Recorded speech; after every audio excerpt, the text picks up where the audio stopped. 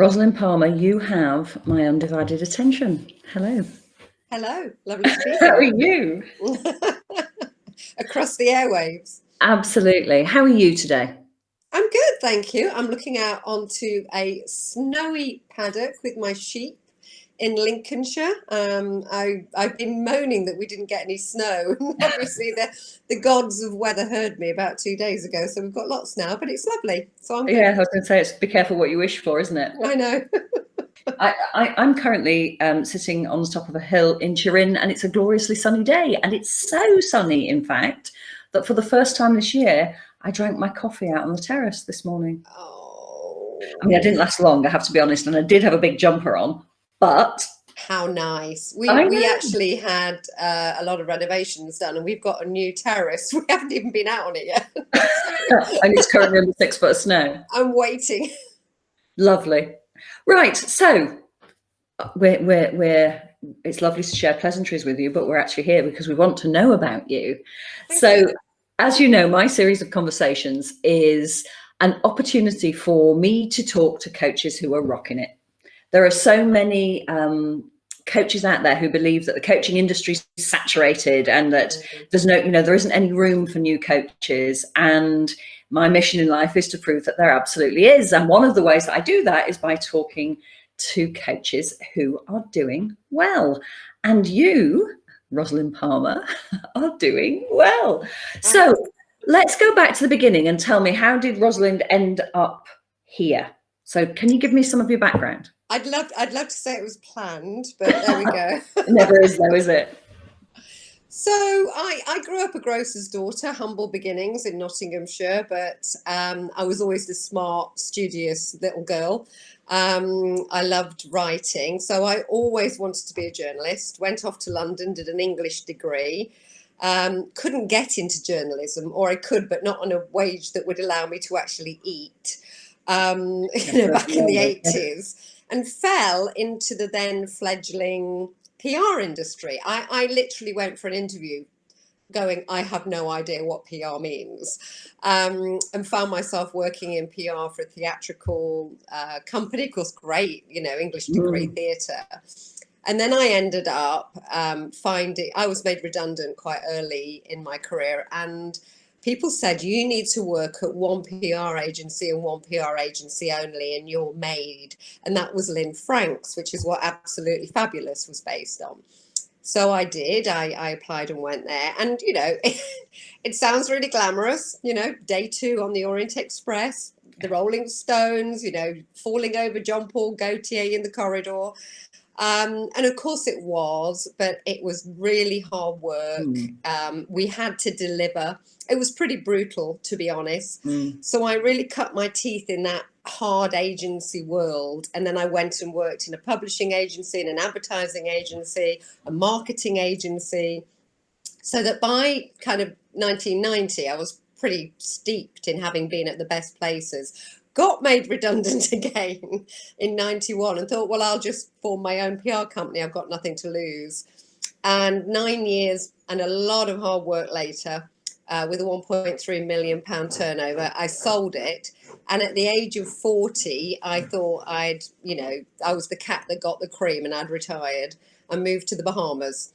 My life imploded, of course. The universe had a completely different plan for me. I made the mistake of going, what I'd really like is to learn how to be full of grace. And obviously somebody was listening and they went, well, okay, have we got fun for you? Yeah. And basically everything I knew, everything I identified with went. So in a really short period of time, my father had a stroke. I had breast cancer. My mother got terminal pancreatic cancer. My ex went through pretty much all of our life savings.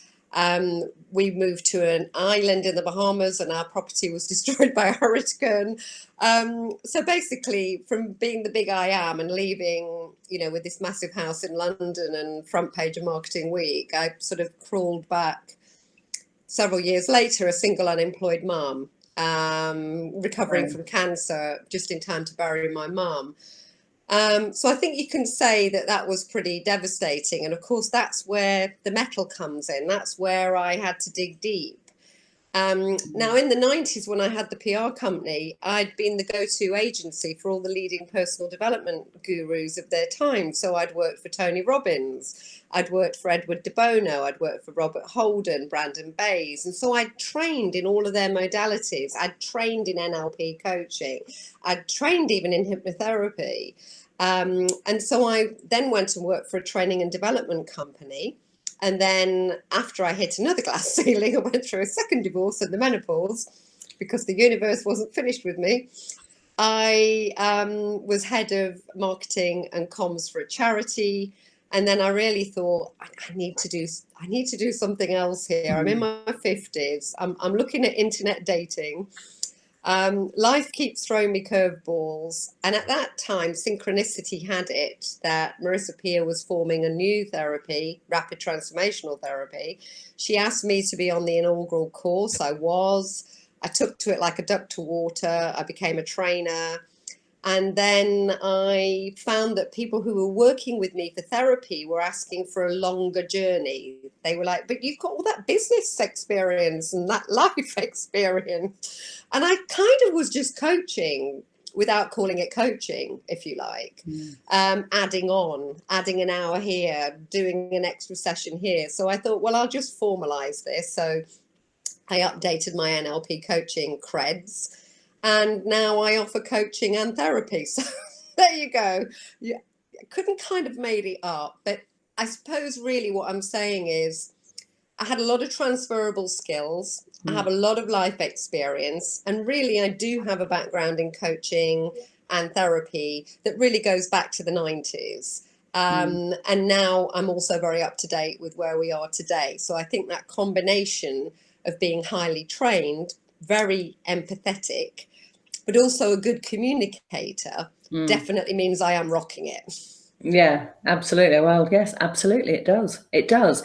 So go back to the therapy that you trained in, rapid transformation therapy. What's that? Tell me about that. Yeah, so Marissa Peer, interestingly, I met her at a Tony Robbins course in Maui, Hawaii, as you do, in the early 90s. And I then went to see her as a client because I was having some money blocks. I was really almost self-sabotaging my business at the time. And she was a hypnotherapist, a very leading celebrity, reassuringly expensive hypnotherapist. And I went and saw her and it really did the trick and we remained friends. So what she was very clever at with a 30-year background, which effectively had started in psychotherapy, she'd been a child psychologist, I believe, and then hypnotherapy. She'd added on different modalities. I mean, when I met her, she was training in NLP. So she created a therapy, rapid transformational therapy, which is a hybrid and really fuses the best of clinical hypnotherapy, psychotherapy, NLP, and CBT. So it pretty much does what it says on the tin, in so much as it's rapid. You know, you wouldn't work with a rapid transformational therapist for years. It's not a talking therapy. It's really a clinically hypnotherapy based therapy. That's probably the bedrock of it. But it gives us so many other tools in our toolkits that it makes it incredibly effective. And when I became a trainer in her early courses, I'd look across the room and I'd start talking to people because it's pretty intense, the training. And I go, so what do you do for a living? And they'd say, oh, I'm a clinical hypnotherapist. I'd be like, well, that's really interesting. Why are you here? But I think having those other modalities, those other tools in the toolbox really gave them a lot more scope. So that's what rapid transformational therapy is. So if I was to come to you as a client, what would I expect to happen? What would I experience? So it really depends whether you're coming to me as a coaching or a therapy client. And my take on that is you don't probably know. Yeah. You just know you're stuck, you're unhappy, you've got some really unwanted behaviors, you don't feel, or maybe you're incredibly successful. I work with like 6-figure achievers, but you feel empty and spent and nothing gives you joy anymore. And you just wonder if you can ever get that mojo back. And so really I would develop what modality I'm going to work with you. And I actually won an award 2 years ago through the Janie Loves Platinum Awards for health provider, because I put together the therapy and the coaching. In one session, it will either be therapy or coaching. But I find the combination of the two, and of course this isn't true for everybody. Some people just come for coaching or mentoring, some people just come for therapy. But for most people, my analogy would be a garden. I want a lovely garden. I keep trying to have a lovely garden and the weeds keep coming back, and I plant seeds and I put a swing in and the whole thing, and a year later it looks terrible. Let's go together with the therapy and work out where the weeds are. Let's go pull the weeds up by the root. Then let's plant for the future and make it lovely. And of course, no two people will have the same deal, but that's pretty much how I work. No two people would want the same garden either, would they? No, thank goodness. So there you go. Beautiful analogy. Fits brilliantly. Most people, the trouble is, most people just want to feel happy or want to feel fulfilled, but they don't know how to get there. They don't even know what there looks like because they're in such a place, you know, a bit like driving with a windscreen that's cracked. It's like, I know there's a world out there, but I can't quite see it. So I do find that having the both tools really gives me that opportunity to work with them to really find out what's going to be best for them. Yeah, I can see that. So them, that's really interesting. So tell me, who are they? Who do you work with? Who is your client? Well, look, here's me wearing my marketing hat. Because obviously, you know, you can take the girl out of marketing and PR, but you can't take the PR out of the girl. And so very early, in fact, right from the training day, I realized I needed to set my stall out and say, you know, I am a therapist for you. And I immediately went to who I was. And I like to call her Burnt Out Barbara. Or Burnt Out Bob, you know. So I will say, you know, do you look like it's all going on? You know, I had an 8-bedroom house in London. I had a nanny. I had a driver. I had a masseuse who used to come to my house once a week. I was a member of Home House and expensive clubs, and then I moved to the Bahamas. You know, I looked like the poster girl for having it all going on, and I would lay awake at night thinking, can I spin another plate? I would only go to sleep if I took a sleeping tablet. You know, and there was some really not great behaviors going on. I was bulimic for a while. You know, I think I was quite depressed, really. So it's really those Burnt Out Barbaras and Bobs is my absolute go-to client, because the minute I work with them, they go, oh my God, you get me. Yeah, you get me. And, you know, and I wrote a book, Reset, and I can't tell you how many people go, well, in fact, a woman contacted me recently and she said, I've been reading bits of your book out and my husband asked, did I collaborate with you on it? And were we actually talking about you, you know, her? Yeah. Because it is that, there used to be a column in the Telegraph called I Don't Know How She Does It, which turned into a book and turned into a movie. And that used to be me in the 90s, you know, like suddenly the kids would say that they were supposed to take cakes to school the next day, and I'd get some from Sainsbury's and then bash them around and put some flour on them and pretend that I'd made them because I only remembered at 10 o'clock at night. And so I am speaking to that cohort very, very much because I do get it and I've trod in their path. But like a GP, I'm trained really to deal with everybody. I mean, the irony was I set my stall out right from the get-go and went, this is who I'm going to deal with. My very first client, a 20-year-old with erectile dysfunction. You know, so it's like, you know, so as you know, the medium isn't always the market. And I've dealt with everybody from, I do get quite a lot of self-harming anorexic teenagers and early kind of 20s, because often they are the children of those very, very high achievers. And it's very rare that they'll go, oh, my own child needs to see you, but they'll go, oh, a friend of ours, daughter or son, you know, they're about to drop out of uni, or they're self-harming, or they're really bad anorexic, you know, can we deal with them? So they're probably my two main cohorts, but I've had everything from pensioners to, you know. Absolutely. And this goes back to the point that your ideal client, your target audience, if you will, that's not the only people you can sell to. No. You know, you can sell your coaching to anybody who wants to buy it. It's where you focus your marketing energy. And clearly you wrote your book for Burnt Out Barbara or Bob. I did. And I think what that speaks to, and this is you're really already on that page, is here's me, I'm talking about something, but I'm talking about it with authenticity. So even if it's somebody who really doesn't relate to that world, that's not the world they live in.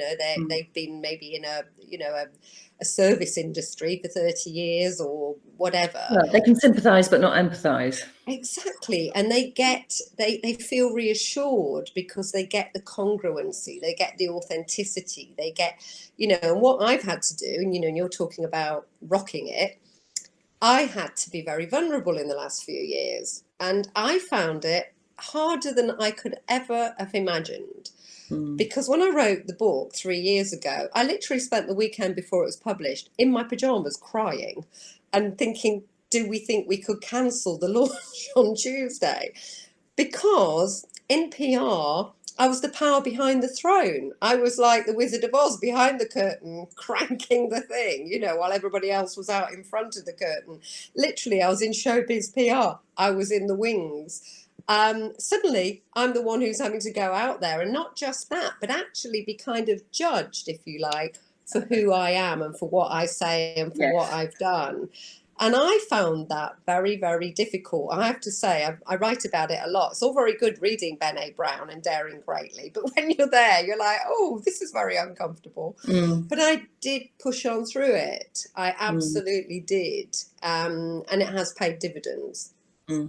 I had a book published last year, and about this time last year, and in my head, the process had only ever gone to the point at which it was a book.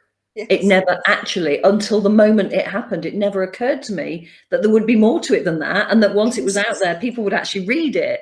Exactly. And then when they read it and you have a conversation with them, it feels like they're walking around inside your head.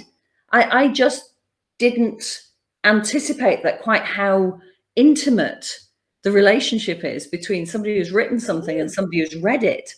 Did you find that really uncomfortable? Yes. Yeah. Isn't it? Yes. I felt naked almost. It was the oddest thing. I know, me too. So that's been an interesting journey because, when I trained later this year, that's 6 years ago, I was, well, I can do this because I've got this background in PR and marketing. And then it was like, well, you need to talk about yourself more. So I can do this. And then suddenly when you're there, it's like, oh, this feels really unfamiliar and uncomfortable. Yeah. So yes, it's taken some time to really be at one with that, but I am at one with that now. And I think for a coach, the massive benefit in having a book is how many more of your target audience and beyond that you can actually speak to without having to cut yourself into even smaller pieces. Oh, absolutely. And I have a newspaper column. Okay, it's a local newspaper, but I write for lots of online publications. I write regularly for Hayes now. I mean, Hayes on LinkedIn, they've got millions of followers. I've just launched a podcast series because I'm constantly thinking, right, I need to take the next step. And the podcast series, I'm okay when it's just recorded, but when it's video, I'm suddenly, again, I wrote a blog only this week going, by the way, I have a YouTube channel and there are some videos on it. I just thought I'd mention, kind of duck back behind the covers. But of course, it's all getting used to those steps. And what I love is people then respond to that and go, but you look so confident. I can't believe you're feeling like that. You can't believe you're behind. I'm like, I'm actually an extroverted introvert. It might not appear it, but guess what? I did an English degree. That means you spend 3 years reading books in dark rooms. This is not the degree of a complete extrovert. That's really funny. So what happens next for Rosalyn Palmer? Where does this go? Well, I'm ever evolving. What I love about having a marketing background is I never see anything as true failure. I see it as testing, and then you get a result and then you maybe amend. So I've got the podcast now. I've just launched my second online course, which I need to publicize. And I'm developing another online course, and I've got another one in the bag. So for me, obviously having income streams that I don't have to always do a session for is a natural extension of what I do. And I feel I have the credibility and track record for people to really buy into that. So more online. I'm going to create a community. I've not done that before. So community, probably maybe a subscription model.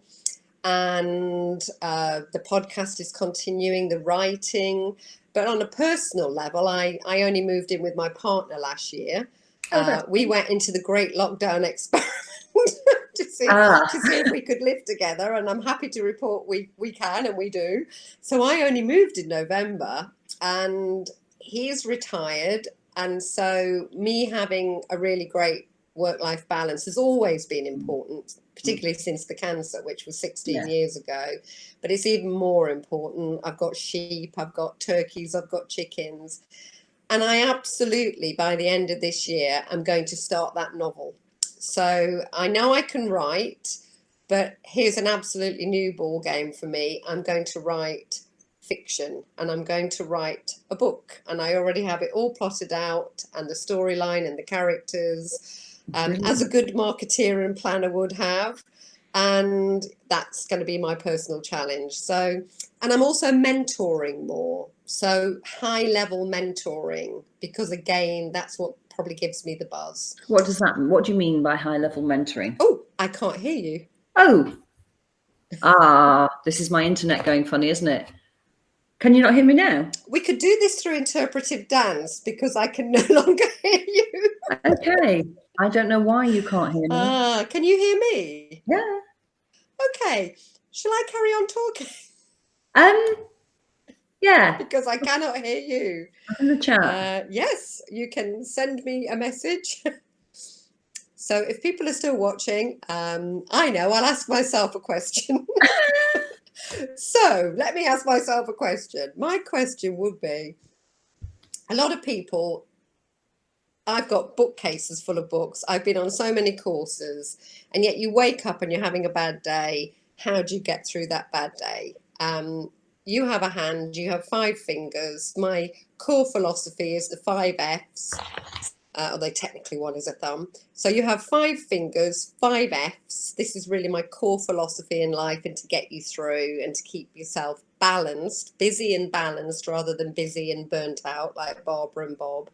And so the first F is faith, then fitness, then friends, then family and finance. So you need faith. It doesn't have to be a religion, but faith in nature, faith in yourself, faith in taking a walk, faith in patting the dog on the head, something beyond you, something to ground you. You need fitness, obviously mind and body. And I've had to learn the hard way about what, when you're out of kilter on both of those, feels like. So it's really important. I do Pilates, I eat well, I think well, or try to. Family, again, it might not be your actual family, it's really your tribe. Who do you support you, raises your game? Again, friends, the 5 people, you're the sum total of your closest friends. So again, who are you surrounding yourself with? Who's elevating you? Who's challenging you? And then finance, because we need money, and money is an energy. And as former head of marketing for a charity, if people didn't pay it forward, other people wouldn't get helped. So every day I think to myself, have I checked in with those 5 Fs? I don't know if I can hear you. No, I still can't hear you. Okay. Well, in that case, we'll say goodbye. So it's been brilliant. Thank you so much. I really appreciate it. And you might not have any sound, but you are up a hill in Turin or wherever it is, somewhere beautiful in Italy. So I am a tad jealous. So thank you very much for having me. Bye, Rosalyn. Bye.